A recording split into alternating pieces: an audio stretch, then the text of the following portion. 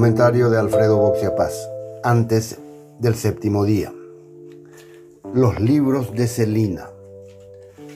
Augusto Roa Bastos lamentó haber perdido 3 bibliotecas en el curso de sus siempre turbulentas mudanzas de ciudad. La primera la dejó abandonada en Asunción en 1947, cuando estalló la guerra civil y él, redactor de un diario independiente, tuvo que escapar de la persecución de Higinio Morinio. Esos libros de la etapa joven de su vida se perdieron definitivamente. De la segunda, la de Buenos Aires, solo se tenían referencias aisladas. En 1976, cuando ocurrió el golpe de Estado en Argentina, Roa se exilió en Francia, donde vivió los siguientes 20 años como profesor de literatura latinoamericana. Sus libros fueron guardados por sus hijos en su departamento de Buenos Aires. Pocos años después, estos viajaron a Venezuela. Supieron más tarde que el departamento fue entregado por Roa Bastos a Carmen Balcells, la agente literaria más importante de las letras hispanas, en pago de los adelantos que había recibido. Esta llevó algunos manuscritos y papeles del escritor a Barcelona, donde, años después, aparecieron en un lote de cartas que se cruzaban escritores del boom latinoamericano. Pero Carmen había dejado los libros en custodia en un depósito de Buenos Aires. Con el paso de los años, Roa, quizá ya menos interesado por aquellas obras que no había consultado en tanto tiempo, dejó de pagar el alquiler del depósito y los libros fueron probablemente vendidos a alguna persona no identificada.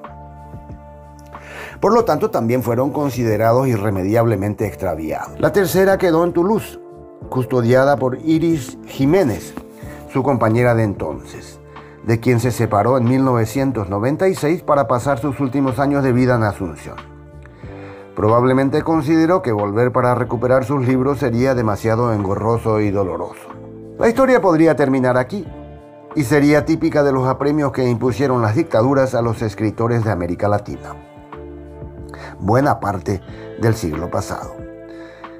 Como otros autores itinerantes, Roa fue abandonando libros en las escalas de su exilio, muchos de ellos, ante la prioridad de conservar la vida o la libertad, sufrieron el inexorable extravío o el robo de su patrimonio cultural.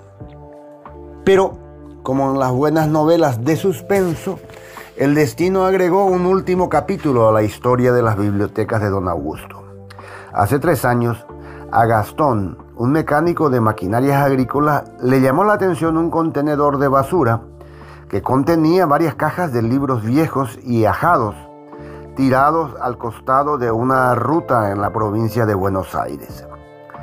Tomó una foto y llamó a su novia, Celina, una socióloga, preguntándole si deseaba que se los lleve. Como la respuesta fue una entusiasta sí, las cajas llegaron a la casa de los Brites en la cercana ciudad de Otamendi. Allí, Celina y su familia, todos amantes de la lectura, las abrieron y se toparon con 176 libros, en su mayoría novelas, poesías y libros de teatro. Al comienzo, todo aquello parecía ser solo una biblioteca interesante, abandonada por alguien que no supo darle valor. Comprobaron que algunos de los textos estaban dedicados a Augusto Roa Bastos y muchos tenían anotaciones y apuntes hechos con una caligrafía prolija. Tardaron un poco más en armar el rompecabezas literario. Esa biblioteca tuvo que haber pertenecido al más grande de los escritores paraguayos.